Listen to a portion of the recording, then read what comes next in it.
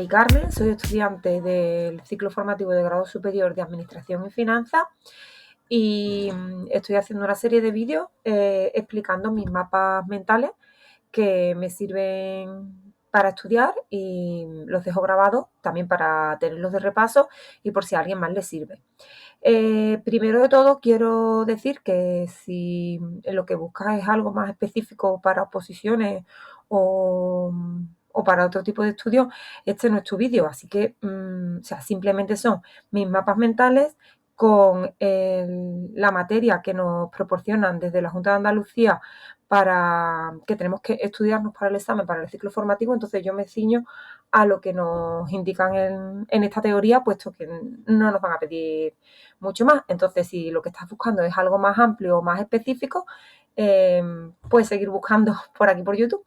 Por ahora, hoy lo que vengo es con un vídeo donde voy a comentar este mapa mental que es referente a los contratos del sector público. Bien, pues como en anteriores vídeos, empiezo con un plano general de lo que sería el mapa mental y me voy acercando con zoom. ¿Vale? Y entonces, pues como he dicho, hoy vengo a hablar de los contratos del sector público. ¿Vale? Los contratos del sector público son contratos del sector público que tienen una contraprestación económica. Son contratos onerosos que se firman, que lo firman entes del sector público con un particular o una empresa. Y lo firman para la realización de una obra, para prestar un servicio o para suministrar bienes o productos. Bien, pues me voy ahora aquí. ¿Vale? Y ahora vamos a ver, primero de todo, quién puede celebrar estos contratos. ¿Qué entes del sector público pueden celebrar un contrato público? Bien. Pues quienes pueden celebrar un contrato público sería la Administración General del Estado, las administraciones autonómicas y locales, la Seguridad Social, las universidades públicas, los organismos autónomos, como por ejemplo el SEPE o la DGT, las entidades públicas empresariales, como por ejemplo Renfe o AENA, sociedades con más del 50% del capital público, fundaciones públicas como Fundae, consorcios públicos como los consorcios de transporte, mutuas colaboradoras de la Seguridad Social, como FREMAP, cualquier otro ente creado para una función pública con control o financiación pública mayoritaria y asociaciones entre organismos. Bien, y ahora si me voy un poquito más para abajo, tenemos a quienes no pueden firmar contratos públicos. Pues están excluidos por ley las relaciones laborales con personal laboral o funcionarios, es decir, los contratos laborales están excluidos. Los servicios públicos que los usuarios pagan por tarifas o por tasa, como sería el billete de autobús o la entrada a una piscina municipal. Los convenios entre administraciones, como sería un acuerdo de 2 ayuntamientos para compartir un policía local. Y convenios en materia de defensa, ¿vale? Estos estarían excluidos. Bien, pues una vez visto quién puede celebrar un contrato público, vamos a ver los tipos de contratos, ¿vale? Me voy a poner un poquito más chiquitillo para ver aquí los tipos de contratos. Dentro de los tipos de contratos del sector público tenemos los contratos administrativos, los contratos de derecho privado, los contratos menores y los contratos sujetos a una regulación armonizada. Voy a empezar por abajo, puesto que los contratos administrativos son los que se desarrollan más en el tema. Entonces, los sujetos a regulación armonizada y los contratos menores simplemente los nombran. Y los contratos de derecho privado, lo que nos dice este tema es que son los contratos que no se rigen por el derecho administrativo, sino por el derecho civil o mercantil, y que normalmente lo celebran entidades del sector público que no tienen la condición de administración pública. ¿Vale? Entonces serían entidades del sector público, pero que no son administración pública. Y ahora nos vamos a los contratos administrativos. Los contratos administrativos se rigen, en primer lugar, por la Ley 9/2017 de contratos del sector público, supletoriamente por las normas del derecho administrativo y, en su defecto, por el derecho privado. Ahora, dentro de los contratos administrativos, dentro de los contratos públicos administrativos, ¿vale? Tenemos los contratos típicos, mixtos y especiales. Los contratos típicos son los contratos de obra, concesión de obras públicas. Concesión de obras públicas es cuando la empresa que firma el contrato construye la obra y también las explota. Sería como, por ejemplo, una autopista de peaje. Concesión de servicios, gestión de servicios públicos, como sería la gestión de una piscina municipal. Contrato de suministro, compras de materiales de oficina o vehículos para, por ejemplo, para la policía.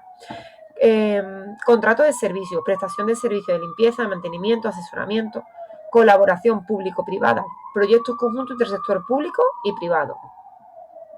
Los contratos mixtos. Los contratos mixtos es en que en un mismo contrato incluye varios tipos de prestaciones. Se aplica la normativa del tipo de prestación principal, que sería la de mayor valor económico. Por ejemplo, en un contrato que incluya una obra y un suministro, que sería un contrato de obra y un contrato de suministro, si el coste principal es el de la obra, se consideraría un contrato de obra, aunque también se firme un contrato de suministro. O sea, no se firmaría un contrato de suministro, sería un contrato de obra en lo que se incluirían las dos cosas. Vale. Y luego tenemos los contratos administrativos especiales, que son los que no encajan ni en los contratos típicos ni en los mixtos. Se consideran administrativos porque tienen relación directa con una función pública o con el funcionamiento específico de la administración y se regirán por sus normas específicas y ya después, pues igual que los derechos administrativos normales, primero por la ley 9 de 2017, luego por el derecho administrativo y luego por el derecho privado. Bien. Pues ya hemos dicho qué es un contrato del sector público, quién lo puede firmar y quién no, qué tipo de contratos públicos hay y ahora vamos a ver los elementos de los que se componen estos contratos, o sea, los elementos que tienen que aparecer en el contrato público, los elementos esenciales que tienen que aparecer en el contrato público.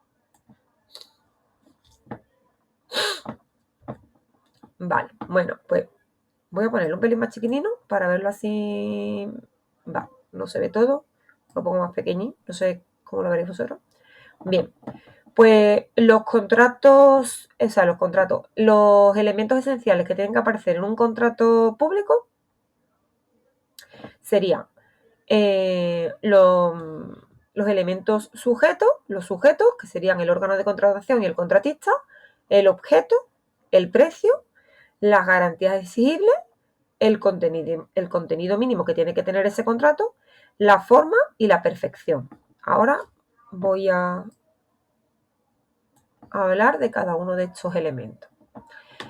En los elementos sujetos teníamos el órgano de contratación, que es quien representa a la entidad pública y tiene la autoridad para firmar contratos en su nombre.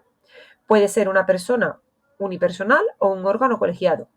Debe designar un responsable del contrato que vigile que se cumple correctamente.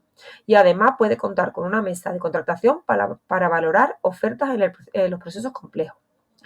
Por otro lado, otro de los elementos sujetos sería el contratista, que puede ser una persona física o jurídica, española o extranjera, pero tiene que cumplir 3 condiciones. Tiene que tener capacidad de obrar, que es el poder de actuar legalmente en España, no estar inhabilitado para contratar con la administración y acreditar solvencia económica y técnica. Bien, ahora, el elemento objeto es lo que se contrata, una obra, un servicio, un suministro.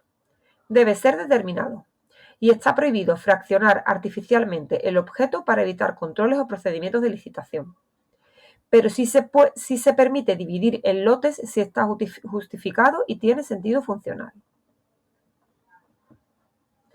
El precio es la retribución al contratista y debe ser cierto, eso quiere decir que debe ser determinado, tiene que estar expresado en euros con el IVA desglosado, no se puede pagar a plazo salvo en ciertos casos como el leasing o la opción a compra y el precio puede actualizarse o revisarse según lo pactado.